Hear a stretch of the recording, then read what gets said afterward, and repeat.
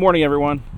So today, thanks to Blaise Alexander Chevy in Muncy, Pennsylvania, I have the key to this 2023 GMC Terrain AT4. This is a mean-looking car, guys, with the black wheels, the badging. I've always liked the GMC Terrain's updated headlights. They look great.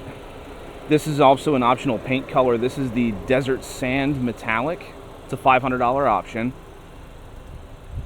Desert Sand looks awesome. Go ahead and pop the lift gate here. Power lift gate. Now everything you see on this car is standard. This is all standard equipment except for the Desert Tan color, and I think this has like 3 years of OnStar already priced in. Yep. Now, this is pretty much exactly the same as its Chevrolet counterpart, the Equinox. In terms of room, you can also put the back seats down if you want a little bit more room. Go ahead and close that. I'll put this back up. Now the AT4 has a special seating arrangement in terms of the color. It's black with a tan, looks like the Desert Sand stitching. And there is a ton of room in this, guys.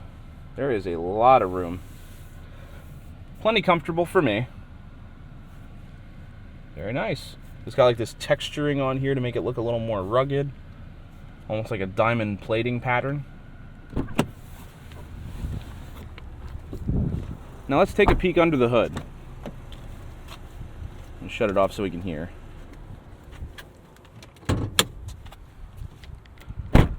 So this shares the exact same power plant as the Chevy Equinox.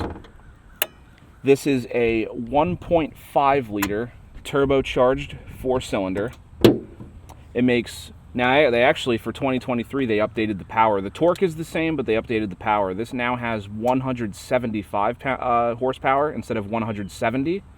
And torque remains the same at 203 pound-feet of torque. Now, what is different between this and the Equinox is the Equinox has a 6-speed automatic. This has a 9-speed automatic paired to this. So I'm interested to see how that performs. And then fuel economy is pretty good. You get about 21 miles a gallon around town and about 28 miles a gallon on the highway, which is a little bit less. It might have to do with the tires, but it's a little bit less than the Equinox. The Equinox is about 25 and 30 respectively. So the city mileage leaves a little to be desired compared to the Equinox, but the highway mileage is very, very similar. But if you are looking for fuel economy, the Equinox would probably be the better choice in this price range. Let's start it up. All right. Now you get a lot of nice equipment standard here. You got your heated seats. You got a heated steering wheel. You have memory settings for your seats. I'm going to set that right now because I'm comfortable where I'm at. Okay. All right. Automatic high beams. Very good. Got your forward collision alert. Your lane keeping, lane departure warning. Now your all-wheel drive is optional. Right now you're in front-wheel drive. If you twist this dial, it'll lock the rear in and go to all-wheel drive. And then you also have an off-road mode that changes traction settings. And then we can put that back to front-wheel drive. You got your AM, FM, radio, Sirius XM capability. You can pair your phone wirelessly with Bluetooth. This does do wireless Apple CarPlay and Android Auto. You got a universal home remote or built-in garage door opener, as I would call it. Then you got special AT4 embroidering on the back of the headrests here. I like the tan stitching. This looks really good. Center console shares that with the Equinox as well, and the glove box. Now this does have like a little cubby here you can put stuff in. Now, the interesting thing are the shift buttons. Now with the Equinox, I compare the Terrain and the Equinox because they are, underneath, they are the exact same vehicle. Just look a little bit different because they each got their own design differences. But these shift buttons are very interesting. We're gonna go ahead and take it for a ride then, because there's not really a whole lot else to go over. This is all standard equipment, nothing added fancy. But we're going to put it in drive by putting our foot on the brake, and instead of having a shift lever, we're going to pull this. Yep. And then reverse is the same thing. And then park, neutral, and the low gears for the manual mode are all, you press it. Okay, let's go. I'm curious to see how this 9-speed interacts with the 1.5, because I've only ever really driven the 1.5 liter turbo with the 6-speed in the Equinox.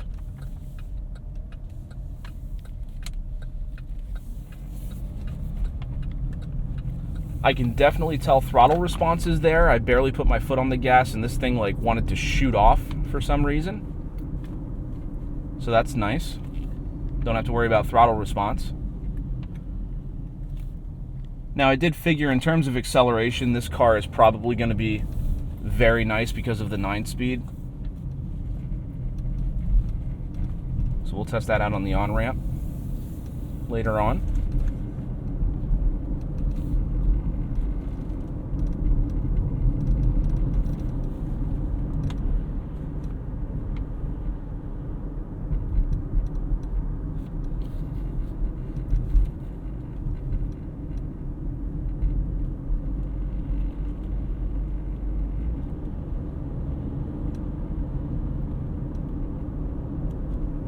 A lot of traffic this afternoon.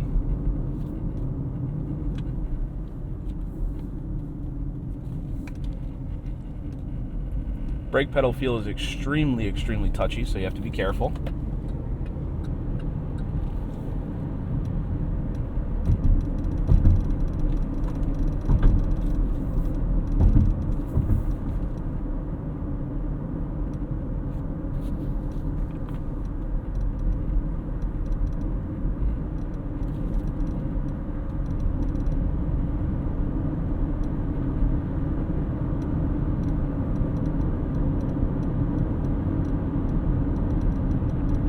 A little bit of road noise in the cabin, not too bad.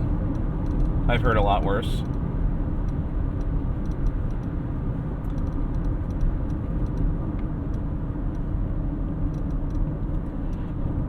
See, I think I'm 50-50 in terms of the way the exterior looks. I think I like the Terrain more. I think it's more, there's a lot more edges. It's not as rounded off. But interior-wise, I think I like the Equinox more. Especially in the RS trim level, because you get like the red stitching and everything. That looks really good.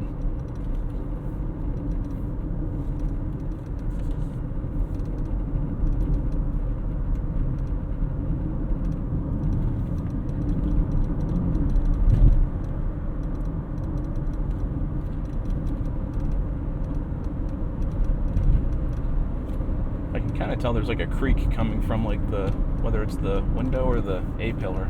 That's weird.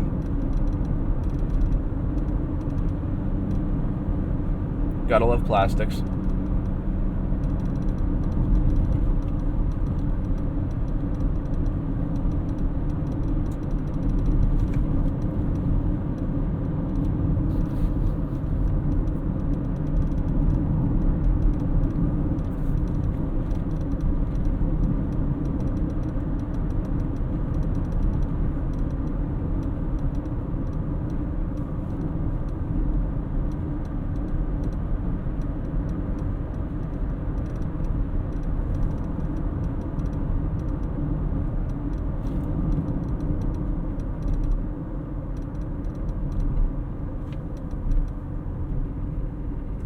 See how this thing handles.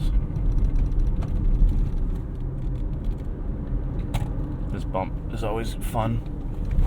I actually didn't take it too that bad.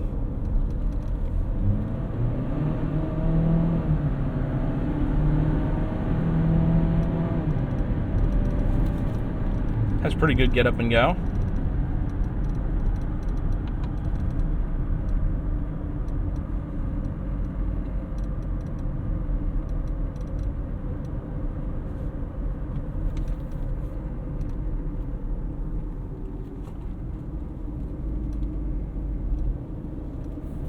Between the 9-speed versus the 6-speed and the extra 5 horsepower, I could tell a little bit of a difference.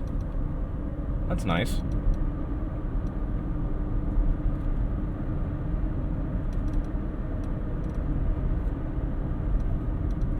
tell there was a little bit of a hesitation when I got on it coming up the hill, but that could have been nothing.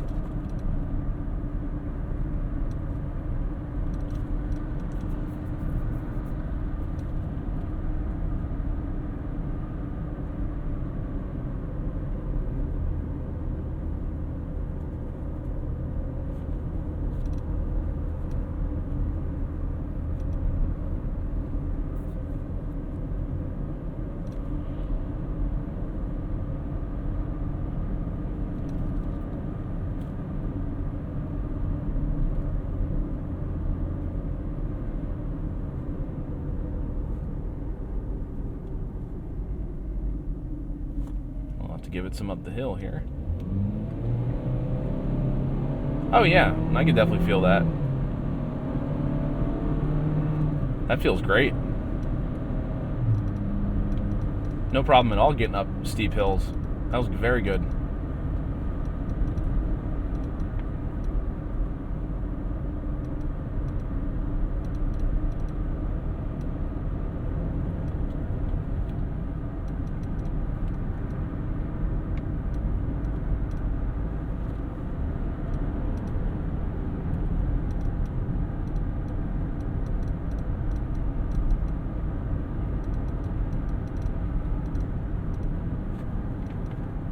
Now, when I got on it back on that hill, I didn't feel it hesitate at all, so that was probably just nothing the first time.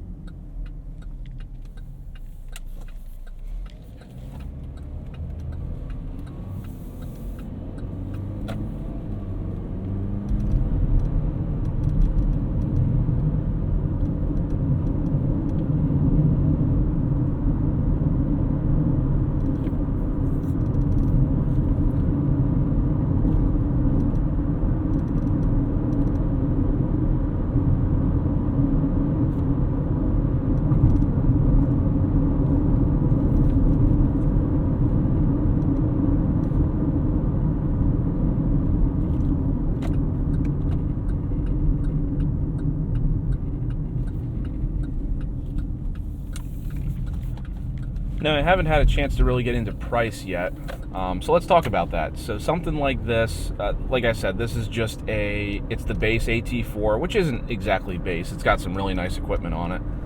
But something like this, you're starting around $34,500, not including destination, and then with the Desert Sand Metallic, and I think it was like $1,500 for the 3 years of OnStar and connected services and all that stuff.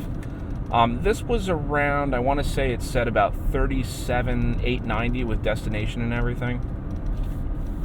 So for the equipment you're getting, you know, high 30s, that's about on par for the class.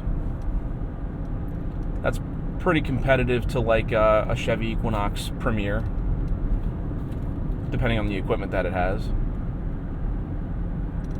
The Equinox Premier for that same price might have a little bit more features, but this has a little more of an off-roading capability because of the tires. I mean, you can just put a set of tires on the other car, but rides very well. The suspension was tuned very nice. Steering feels great.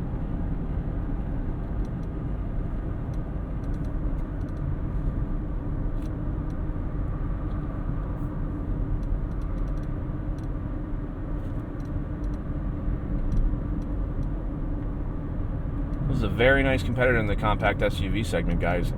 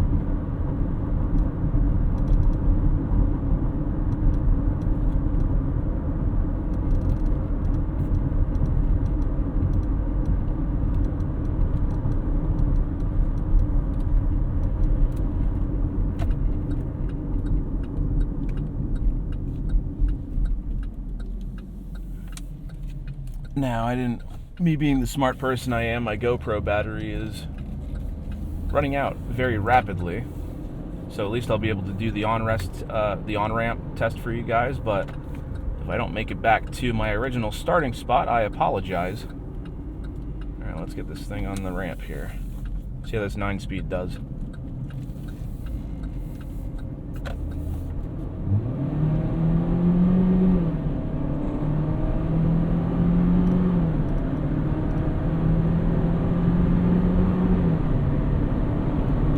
Pretty good.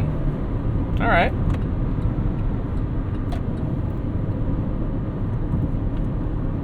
Like I said before, the combination of that extra 5 horsepower and having a 9-speed rather than a 6-speed, I can definitely see the difference. That was good. Very nice. Let me go ahead and put my cruise control on. It is normal cruise, not adaptive.